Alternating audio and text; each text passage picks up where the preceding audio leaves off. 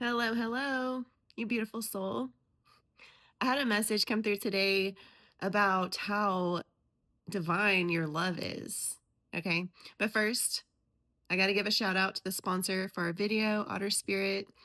I did select a bracelet pack this time. Okay. Otter Spirit is a growing family business. They're based in Monterey Bay, California, and they work with um, organizations like the California Coast Keepers Alliance and the Monterey Bay Aquarium, okay, to protect and just love, support our sea otters, okay?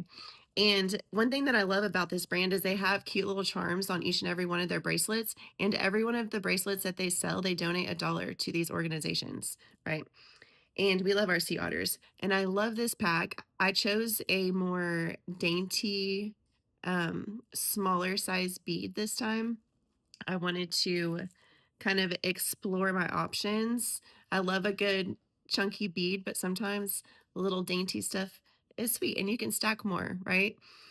Another thing I love about them is each one of the bracelets come in their own little pack. If you're like me and you want to keep your stuff nice and keep it from getting dusty, or you like the box you want to gift to somebody, if you're looking to gift anybody, anything, gems, crystals, jewelry.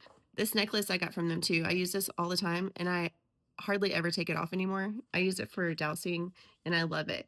So the one thing that I appreciate most about their packs that they have is they're super intentional. Okay, and I love a good intention setting.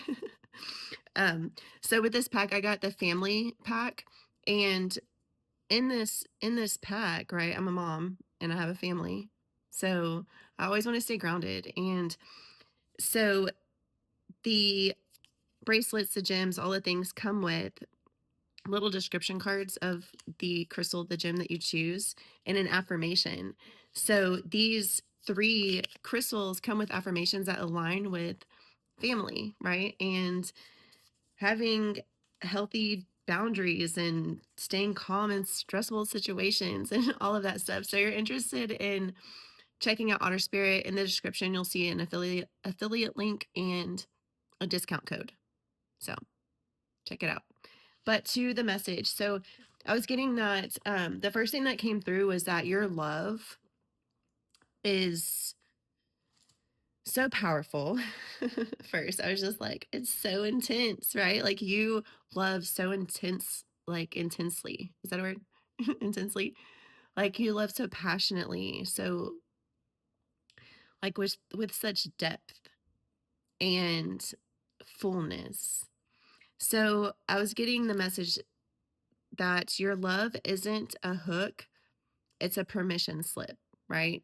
And that you embody unconditional love and create a safe space for others to step into their own authenticity, right? And of course, because if you're resonating with this message and with this collective, you are a light worker, a star seed, a healer, um, an ascended master, whatever you want to call it, right? You're supreme being. You're supreme. And your love is supreme and it's unconditional. And the energy I was getting is like, we're all obviously at different stages of our process. And so sometimes we'll meet people who are still transitioning out of toxic relationship dynamics, be it work, family, friends, whatever. You're transitioning out of toxic relationships, environments, and stepping into healthy ones, and some people get a little bit gun shy, they're just like, am I being love bombed? Like, this feels like love bombing. This feels like love. This feels like a lot of love, right? This feels like so much love, but is it really love? Or, you know, is it manipulation? And so that was coming through. That was coming through for somebody. Like, either you are still in that energy where you yourself are beginning to experience life, right, in a whole new way, and you have healed some of the traumas and you've reprogrammed and done the things to break these cycles to rewrite your story, rewrite your code, rewrite your processing. And oh man, it's so cute. And so you might feel like a little bit gun shy, overwhelmed by the love that you're receiving because you're like, is this real? Is this really real? And your guides, your spirits, your ancestors right now are telling you this is real. Okay. This is authentic expression.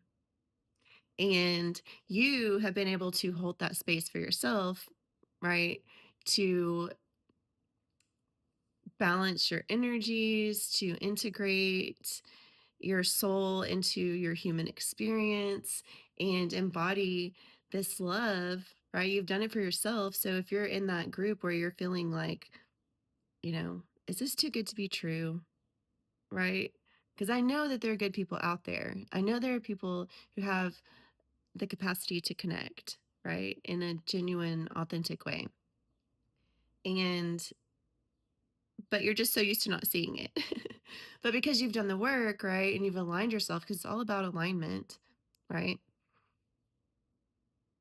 You align yourself with these opportunities to receive the love because you get to a point where you no longer try and give love everywhere else where it's not appreciated. You turn it on yourself.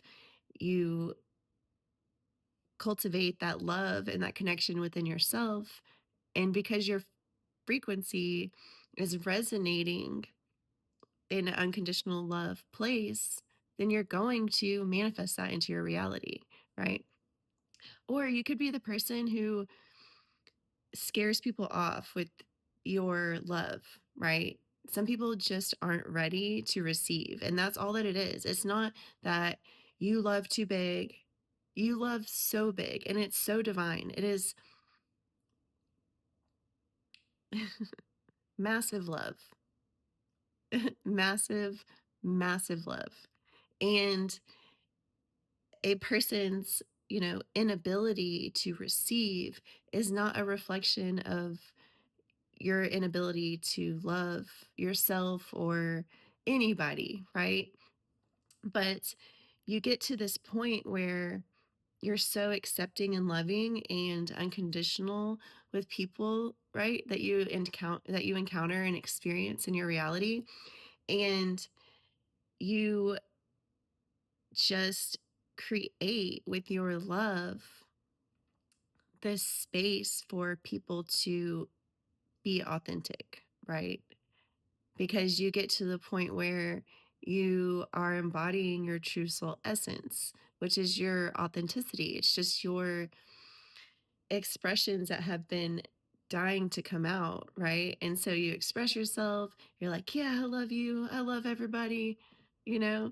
And because you're so you and you're so divinely handcrafted and beautiful and wonderful and needed and wanted and messy and human, you know, you allow other people to feel more comfortable to just be themselves, right? And that is the most beautiful gift that I think anybody could do for another person, is to just hold that sacred space for their expressions, right? And Spirit was saying that now moving forward, if you are, feeling a little bit gun shy, like, oh, I don't know, is this right?